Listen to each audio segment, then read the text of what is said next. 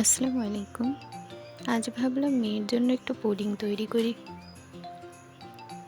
এই তো চুলায় 1/2 কেজি পরিমাণ দুধ বসিয়ে জ্বালানোর জন্য দিয়ে দিয়েছি।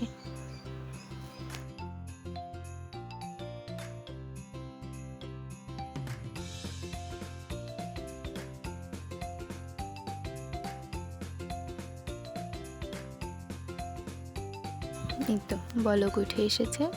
এবার নাড়তে নাড়তে 1/2 কেজির অনেকটা কম করব আর কি। চিনির শিরা বানাচ্ছি ক্যারামেল তৈরির জন্য।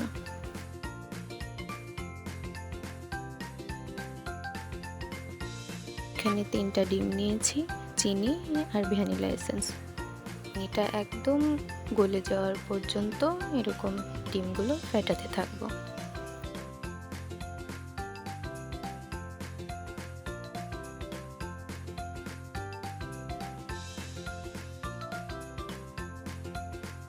এবারে যে দুধের সাথে ডিমটা মিশিয়ে নাড়তে থাকলাম ভালোভাবে মেশানোর জন্য।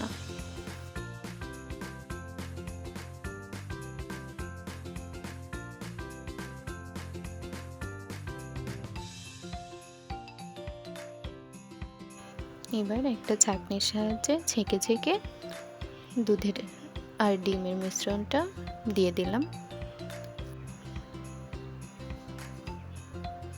এই তো এবার আমি অবশ্য রাইস কুকারে বসিয়েছি, আলহামদুলিল্লাহ তাতেই হয়ে গেছে।